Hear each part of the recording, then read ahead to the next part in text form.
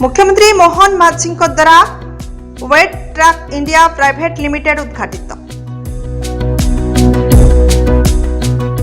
इंपो भैली 2 स्थित वेट ट्रक इंडिया प्राइवेट लिमिटेड रे उद्घाटन समारोह अनुष्ठित हो जाइछि।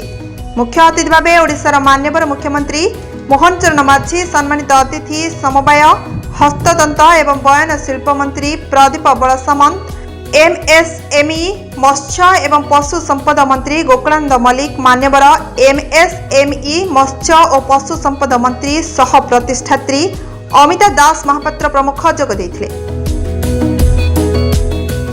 मैनेजिंग डायरेक्टर तथा संस्थार मुख्य परिचालक प्रदीप कुमार नायक स्वागत संबोधना जणाइथिले। Messrs Wet truck India private Limited 1999 मसीह कार्यक्षम भारत में इलेक्ट्रॉनिक सेक्शन, इलेक्ट्रॉनिक ओजन सेतु एवं शिल्प ओजन समाधान क्षेत्र में एक अग्रणी उत्पादन यूनिट। वर्ष वर्ष धरी कंपनी विभिन्न शिल्प रे निर्भरयोग्य एवं अभिनव मेक इन इंडिया समाधान प्रदान करने एक दृढ़ ख्याति सृष्टि करिछि। एबे एही वेट ट्रक भारत चतुर्थ बृहत ओजन सेतु उत्पादनकारी कंपनी एवं पूर्व अंचल नंबर 1 नंबर भाव में स्वीकृति पाई गर्वित। प्राय 300 रु 400 दक्ष वृत्तिगत को नियुक्ति देछि।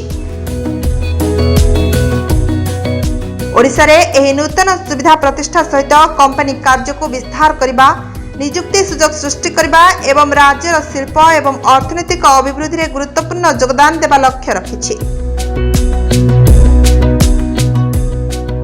Wait truck India private Limited उन्नत निर्भरयोग्य एवं प्रजुक्ति विद्या चालित शिल्प समाधान प्रदान करने को प्रतिबद्ध बोली मुख्य परिचालक प्रदीप नायक कहते। बर्तमान जो स्ट्रेंथ रे जो शिल्प माने करा जाय छै सेतरे नियर अबाउट बर्तमान 300 एम्प्लॉयमेंट अछंती आ 200 प्लस ऐड है। या हम बहुत रिसर्च एंड डेवलपमेंट पे काम करू छु। बर्तमान फोर्थ ऑफ इंडिया रे हम रही छु। हम 1 नंबर हवा पे भी चेष्टा करिवो एवं एक्सपोर्ट भी बर्तमान प्लान करू छु। एक्सपोर्ट इन्वेस्ट बर्तमान तो 35 पाखा के हेछि। नेक्स्ट आगु को बहुत कुछ प्लानिंग अछि। खोर्धारू Suryanarayan Mohanty report, for News times.